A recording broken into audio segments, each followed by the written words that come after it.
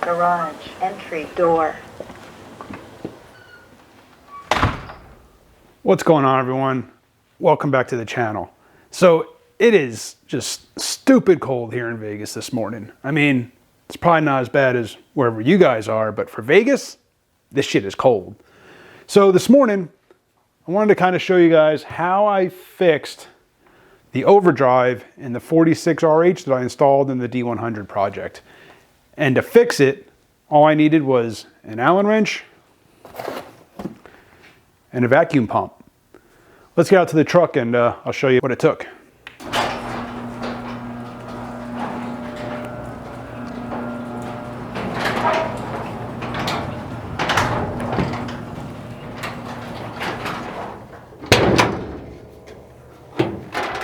So if you go back and watch part 2 of the little video series that I did on installing this 46RH into the D100, you can see a couple of the parts that I needed to make this thing work in a truck with an engine that doesn't have a computer.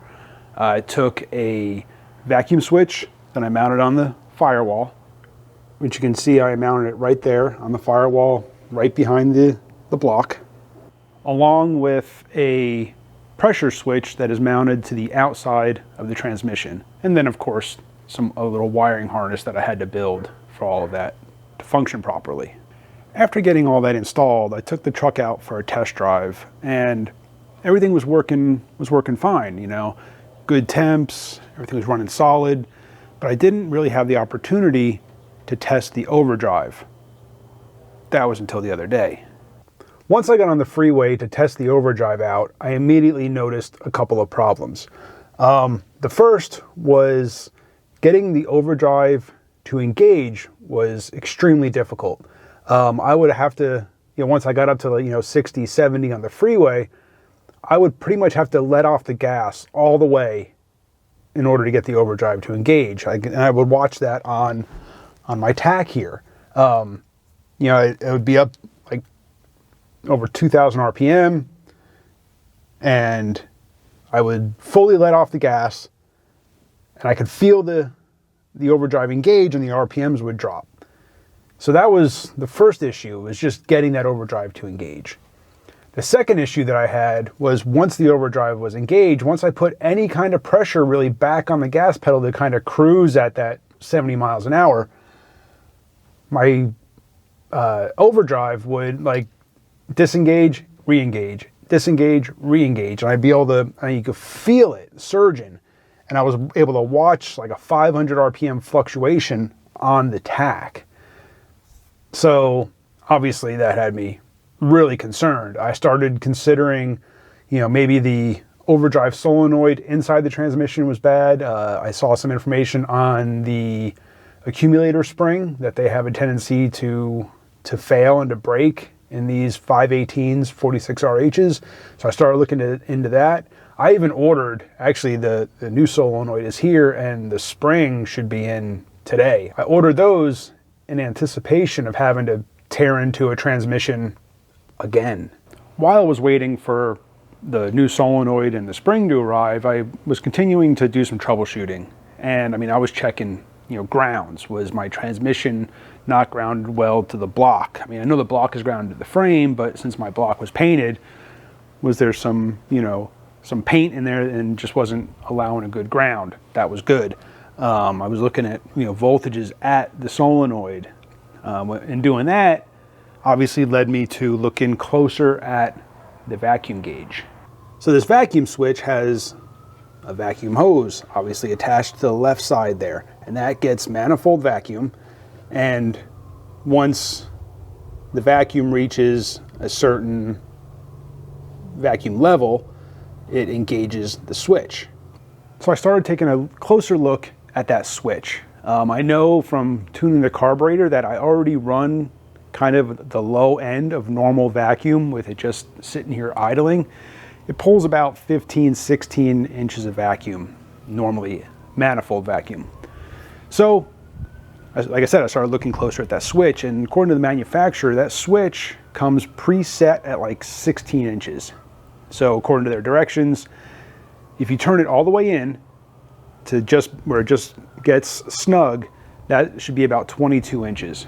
And then it's backed out a turn and a half, and that should be about 16. So using a vacuum pump, I disconnected the vacuum line from the switch, connected the hose to that port on the switch, and then I hooked a multimeter to the output of that switch. And then, turned the ignition on and started slowly pumping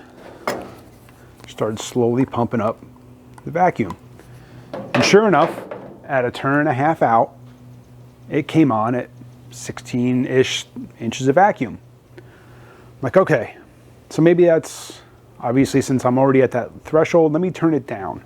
So I took an Allen wrench, and inside that nipple where the hose attaches, there's a little set screw. I backed out another turn and a half. According to their instructions,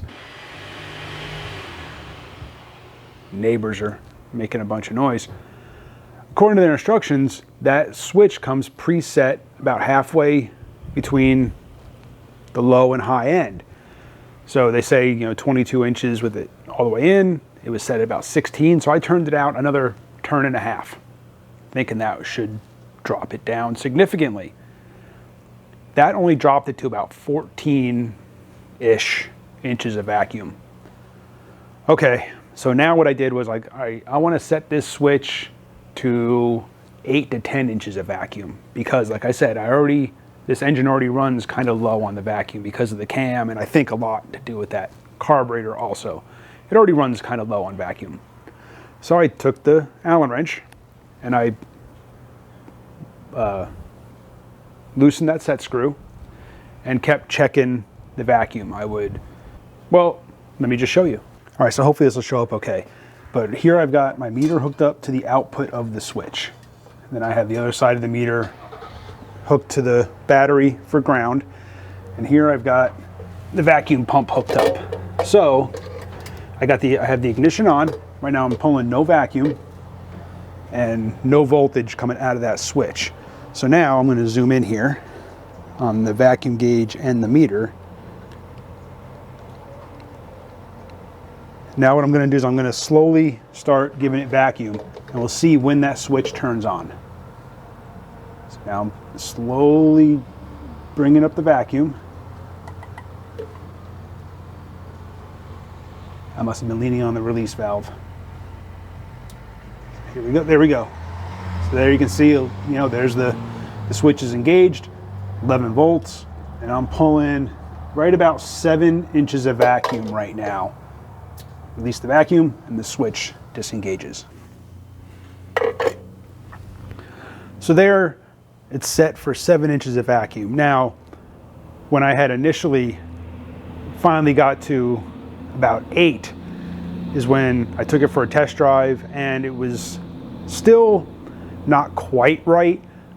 It would still kind of surge right there at that 50 mile an hour, 55 mile an hour, and just barely on the gas threshold. So when I got home, I just turned it like another quarter of a turn, which took it down to about 7, and it's been working great there ever since. Now, when I'm on the freeway, I can cruise at 70, 75, 80 miles an hour, pulling about 2,000, 2,100 RPM. And then if I need to pass somebody, or if I need, going up a hill, I can give it some gas. That vacuum will drop, and it'll drop out of overdrive back into third. RPMs will jump up, and I'll be able to accelerate as needed. So overall, that kit that I got to control the 46RH in a vehicle that doesn't have a computer to control it works great. Just remember, if you're going to do one of these transmission swaps, if you want the overdrive in your old, whether it be a truck, you can put it in an old A body or B body or whatever. If you're going to run without a computer and you want to have overdrive, just keep in mind that you need to adjust that vacuum switch, and don't go by the paperwork included with the switch.